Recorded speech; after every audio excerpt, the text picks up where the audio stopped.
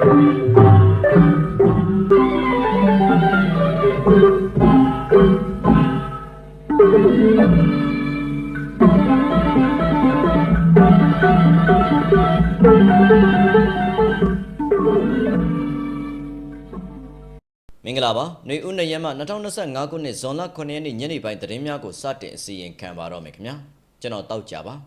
ပထမဦးဆုံးတင်ဆက်ပေးခြင်းကတော့အမေရိကန်ကမြန်မာကိုပြည်ဝင်ခွင့်ပိတ်ပင်ပြီးရပ်ပိုင်းအတွင်းမှာပဲတရုတ်ကမြန်မာစီးပွားရေးလုပ်ငန်းရှင်တွေကိုရက်ရှည်ဗီဇာတွေခွင့်ပြုပေးခဲ့ကြောင်းတင်ဆက်ပေးပါမယ်ခင်ဗျာ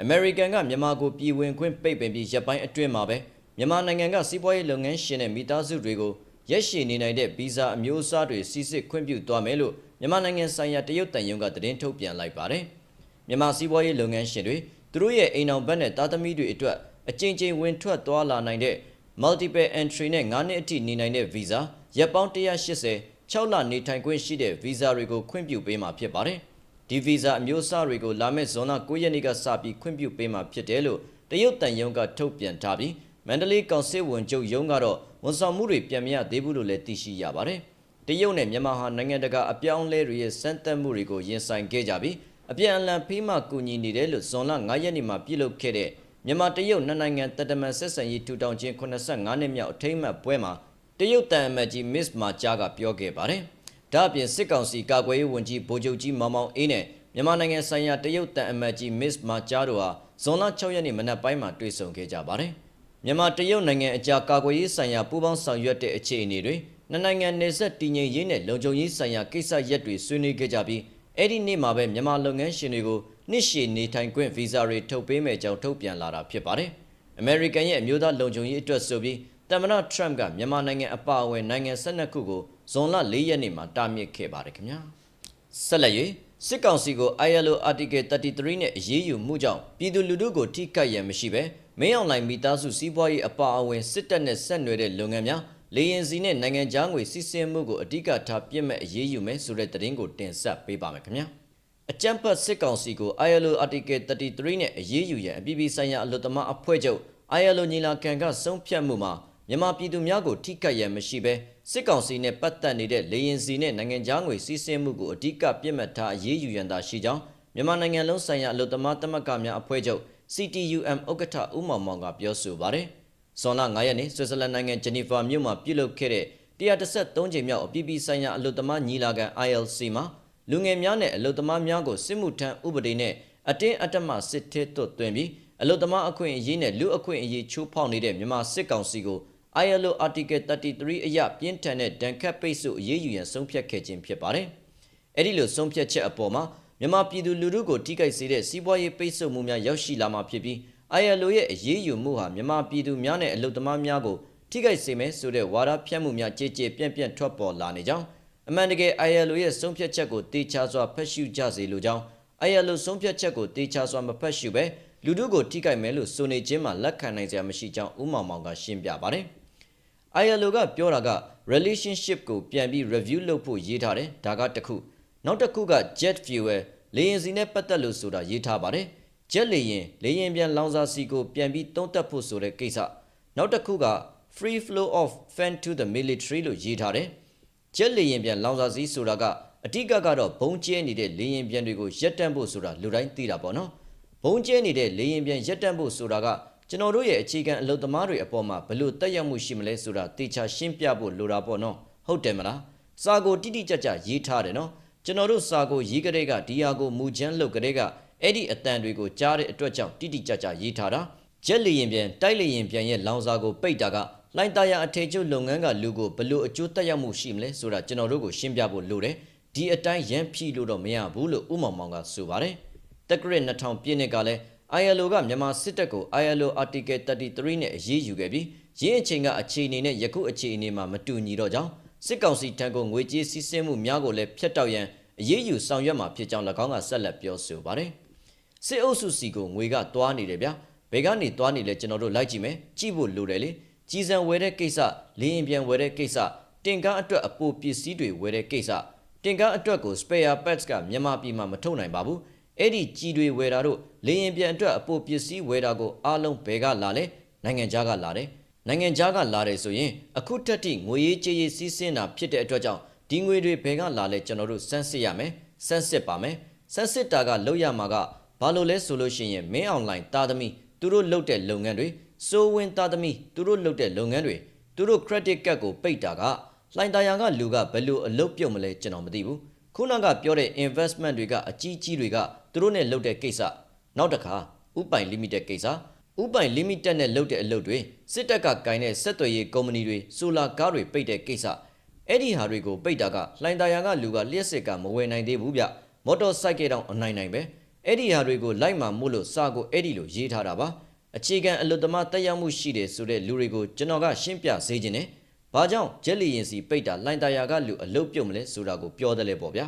နောက်တစ်ခါဘာကြောင့်မင်းအွန်လိုင်းအုပ်စုကိုငွေရေးကြေးရေးစီးဆင်းမှုကိုပိတ်တာကဘာကြောင့်လှိုင်သာယာကလူရွှေပြည်သာကလူအခြေခံလူတန်းစားဒုက္ခရောက်မယ်လို့ပြောတယ်လေဆိုတဲ့ကိစ္စတင်းကျုံပြီးမပြောပါနဲ့တိတိကျကျပြောကြည့်ပါကျွန်တော်ဒီလက်အလုသမားတွေနဲ့လက်ပွန်းတတိနေခဲ့တာပါလို့ဦးမောင်မောင်ကဆိုပါတယ်ဒါအပြင်မြန်မာနိုင်ငံမှာပြည်ပရင်းနှီးမြှုပ်နှံမှုများထွက်ခွာပါကတရုတ်ရင်းနှီးမြှုပ်နှံမှုများအလုံးအရင်းနဲ့နေရာဝင်လာမယ်လို့ဝေဖန်တာများကြားနေရကြောင်း ILO အရေးယူမှုအပေါ်အကောင်းမမြင်ပဲဝေဖန်နေသူများမှာအခြေခံအလုသမားများရဲ့အကြောင်းပဲမသိသူများဖြစ်ကြောင်းစစ်အုပ်စုနဲ့ပတ်သက်သူမှန်သမျှ ILO အရေးယူမှုမှာတက်ရောက်မှုရှိလိမ့်မှာဖြစ်ကြောင်း၎င်းကဆက်လက်ပြောဆိုပါတယ်လူကြားကောင်းအောင်ပြောသလိုဝူဝါဝူဝါနဲ့အောက်ကနေလဲဝိုင်းရေးနေကြတယ်ရေးတဲ့လူတွေအားလုံးကဘယ်နှယောက်ကများအခြေခံစက်မှုကုန်ထုတ်လုပ်မှာအဲ့ဒီလူတွေရဲ့လစာကိုသူတို့ဘယ်လောက်ရတယ်လဲသိကြသလားဆိုတာကိုကျွန်တော်အဲ့ဒီလူတွေကိုမေးချင်ပါတယ်ပြီးတော့နောက်တစ်ခုရှိသေးတယ်ဥရောပကစက်ယုံတွေထွက်သွားရင်တရုတ်တွေဝင်လာမယ်ပိုဆိုးမယ်ပေါ့အဲ့ဒီတော့ကျွန်တော်ပြောချင်ပါတယ်အခုပုဂ္ဂလိကစက်မှုကုန်ထုတ်ရှိတဲ့65ရာခိုင်နှုန်းကတရုတ်တွေပါပဲ brand တွေလာအပ်တယ် H&M လာအပ်တယ်အဲ့ဒါချုပ်တာလဲတရုတ်ပဲလေဘာမှတရုတ်ကထက်ဝင်လာစရာအကြောင်းကိုမရှိဘူးတရုတ်ကရောက်နေနေပြီးသားအဲ့ဒါကိုဘာဖြစ်လို့ထပ်ပြီးတော့ရောင်ဝါးဝါနဲ့တရုတ်တွေဝင်လာမှာပေါ့တဲ့တရုတ်ကရောက်နေပြီးသားပါတရုတ်ကစက်မှုကုန်ထုတ်တရုတ်အထည်ချုပ်အဖွဲ့တောင်ရှိတယ်ရန်ကုန်ရုံးရှိတယ်ဂျက်လီရင်ပြန်စီလောင်စာပိတ်တာကဘာကြောင့်လှိုင်သာယာကလူအလုတ်ပြုတ်မလဲဆိုတာမသိဘူးနောက်တစ်ခါမင်းအွန်လိုင်းအုပ်စုငွေရေးကြေးရေးပိတ်တာလှိုင်သာယာကလူဘာကြောင့်အလုတ်ပြုတ်မလဲဆိုတာကျွန်တော်တို့မသိပါဘူးလို့ဒါကြောင့်မို့လို့ ILO အရေးယူမှုကအများပြည်သူတိုက်ရိုက်တက်ရောက်မှုမရှိဘူးစစ်အုပ်စုနဲ့ပတ်သက်ရင်တော့ဖြစ်မယ်ဥပိုင် limited နဲ့ပတ်သက်ရင်တော့ဖြစ်မယ်အဲ့ဒါတော့ကျွန်တော်ပြောနိုင်ပါတယ်လို့ဦးမောင်မောင်ကဆိုပါတယ်မြန်မာနိုင်ငံကို ILO Article 33နဲ့အရေးယူတန်ခတ်မှုမှာဒုတိယအကြိမ်ဖြစ်ပြီးစစ်အာဏာရှင်တန်းရွှေလက်ထက်ကလည်းပထမအကြိမ်ဖြစ် ILO ကပြင်းထန်တဲ့တန်ခတ်ပိတ်ဆို့အရေးယူမှုများလှုပ်ဆောင်ခဲ့ပါတယ်တက္ကရာ2000ခုနှစ်စစ်အာဏာရှင်အုပ်ချုပ်ရေးဖြစ်တဲ့တန်းရွှေလက်ထက်မြန်မာနိုင်ငံမှာအတင်းအဓမ္မအလုပ်ခိုင်းစေမှု forced labor ပြဿနာများအလွန်ဆိုးရွားခဲ့တဲ့အတွက်အပြည်ပြည်ဆိုင်ရာအလုပ်သမားအဖွဲ့ ILO ကမြန်မာနိုင်ငံအပေါ် ILO အဖွဲ့ဥပဒေရဲ့ Article 33အရအရေးယူပိတ်ဆို့ခဲ့ပူပါတယ်ခင်ဗျာဆက်လက်၍အထူးတယံဇာတာအဖွဲ့ခေါင်းဆောင်ကို NUG ဖမ်းဆီးစစ်ဆေးနေကြောင်းတင်ဆက်ပေးပါမယ်ခင်ဗျာအမျိုးသားညီညွတ်ရေးအစိုးရ NUG ရဲ့အထူးတယံဇာတာအဖွဲ့ခေါင်းဆောင်ကိုတိုင်ကြားချက်များကြောင့်ဇွန်လ4ရက်နေ့ကစကိုင်းတိုင်းဗန်းမောက်မြို့နယ်မှာ NUG ကာကွယ်ရေးဝန်ကြီးဌာနကဝင်ရောက်ဖမ်းဆီးခဲ့ပြီးစစ်ဆေးနေကြောင်းသိရှိရပါတယ်ပြည်ထောင်ရေးနဲ့လူဝင်မှုကြီးကြပ်ရေးဝန်ကြီးဌာနကိုရောက်ရှိလာတဲ့တိုင်စာတွေအရစုံစမ်းစစ်ဆေးဖို့လိုအပ်တဲ့အရာဖမ်းဆီးထိန်းသိမ်းခဲ့တာဖြစ်ပါတယ်အခြေအနေအရရဲတပ်ဖွဲ့အနေနဲ့ဖမ်းဆီးဖို့အခက်အခဲရှိတဲ့အတွက်ကြောင့်မို့လို့ကာကွယ်ရေးဝန်ကြီးဌာနနဲ့ပေါင်းဆက်ညီနိုင်ပြီးတော့ကာကွယ်ရေးဝန်ကြီးဌာနအကူအညီနဲ့ဖမ်းဆီးထိန်းသိမ်းခဲ့တာဖြစ်ပါတယ်လို့ NUG ဝန်ကြီးချုပ်ရုံးပြောခွင့်ရဦးနေဖုံးလက်ကဇွန်လ6ရက်နေ့ညနေပိုင်းမှာပြောခဲ့ပါတယ်ဖမ်းဆီးမှုအတွင်းလက်နက်ခဲယမ်းအချို့ကိုတင်ဆက်ရမိခဲ့တယ်လို့ဆိုပြီးအရေးအတွက်နဲ့အသေးစိတ်အချက်လက်များကိုတော့ဖြေကြားနိုင်ခြင်းမရှိသေးဘူးလို့ဦးနေဖုံးလက်ကဆိုပါတယ်တိုင်ကြားမှုတွေမှန်မှန်စစ်ဆေးရအောင်မှဖြစ်လို့ထုတ်ပြောလို့မရသေးပါဘူးကျန်တာတွေလည်းအတူတူပါပဲစုံစမ်းစစ်ဆေးမှုပြီးတဲ့အခါလိုအပ်တဲ့အချက်အလက်တွေကိုထုတ်ပြန်ပြောဆိုသွားပါမယ်လို့ဦးနေဖုံးလက်ကဆိုပါတယ်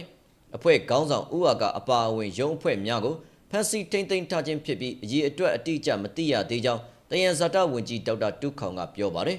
အထူးတယံဇာတအဖွဲ့ကိုဝင်ရောက်စီးနှင်းဖမ်းဆီးချိန်မှာရွှေချောင်းအချို့နဲ့ငွေကျပ်1,600ကျပ်ကိုဖမ်းဆီးနိုင်ခဲ့ကြောင်းဗန်းမောက်မြို့နယ်တယံဇာတနဲ့တဘာဝပတ်ဝန်းကျင်ထိန်းသိမ်းရေးဌာနနဲ့နှိစက်သူတအူးကိုကိုကာပြီး People Spring ကဖော်ပြထားပါတယ်။တယံဇာတဝန်ကြီးဒေါက်တာတူးခေါင်ကသတင်းတွေမှာတက်နေတဲ့ရွှေချောင်းနဲ့ကျပ်ငွေတွေကမအပ်ရသေးတဲ့မေလာအတွင်းကအခွန်ငွေနဲ့ရွှေတွေပါအားလုံးဟုတ်မဟုတ်ဆိုတာလဲစစ်ဆေးပြီးမှသိရမှာပါလို့တုံ့ပြန်ပြောဆိုပါတယ်။ဗန်းမောက်ဒေသမှာစစ်တပ်နဲ့ရှမ်းပြည်ပြည်သူစစ်များရှိနေစေဖြစ်ပြီးကွင်းစစ်စစ်ဆေးလှုပ်ဆောင်ရမှုများကြောင့်လက်နက်အချို့ကင်ဆာမှုရှိတယ်လို့ဒေါက်တာတူးခေါင်ကဆိုပါတယ်။သူတို့ကင်တဲ့လက်နက်စရင်လဲ MOD အတွင်းဝင်ရုံးမှာလျှို့ဝှက်စရင်ပို့ထားပြီးသားပါလက်နက်ကတော့မကင်လို့မရဘူး ဘန်းမောက်မြောက်ပိုင်းမှာစက္ကစနဲ့ရှမ်းနီပြည်သူစစ်တွေရှိတယ်အထူးအဖွဲ့ကတော့တောင်ပိုင်းမှာနေတယ်စစ်တိုင်းရုံတော်အဝေးကြီးမှာပါသူတို့ကရန်သူနဲ့နီးနီးကက်ကက်နေနေရတာပြီးတော့ကွင်းစင်းစစ်ဆေးတာတွေလုပ်ရတာပါလို့ဒေါက်တာတူးခေါင်ကဆိုပါတယ်အထူးတယံဇာတာအဖွဲ့ဟာပြည်ထောင်စုအဆင့်တယံဇာတာအုပ်ချုပ်မှုကော်မတီရဲ့ညွှန်ကြားမှုအောက်မှာလေပတ်လုတ်ကင်နေတဲ့အဖွဲ့ဖြစ်ပြီး2023ခုနှစ်မြေပြင်ရုံးဆိုင်လေပတ်နေခြင်းဖြစ်ကြောင်းတယံဇာတာဝန်ကြီးကပြောဆိုပါတယ်တယံဇာတာအရေးမူဝါဒများချမှတ်ခဲ့တဲ့ပြည်ထောင်စုအဆင့်တယံဇာတာအုပ်ချုပ်မှုကော်မတီကို2022ခုနှစ်ဇန်နဝါရီလမှာစတင်ဖွဲ့စည်းခဲ့ပြီးတယံဇာတာဝန်ကြီးဌာနကာကွယ်ရေးဝန်ကြီးဌာနပြည်ထရေးဝန်ကြီးဌာနစီမံကိန်းဗဏ္ဍာရေးနဲ့ယင်းနှိမ့်မြုပ်နှံမှုဝန်ကြီးဌာနနဲ့လျှက်စစ်နဲ့စွမ်းအင်ဝန်ကြီးဌာနတို့ပါဝင်ကြောင်းသိရှိရပါတယ်ခင်ဗျာ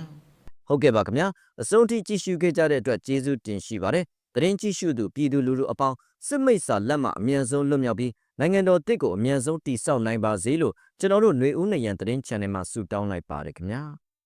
လူထုဘက်ရက်တည်ခြင်းသတင်းအစစ်အမှန်ຫນွေဦးနရန်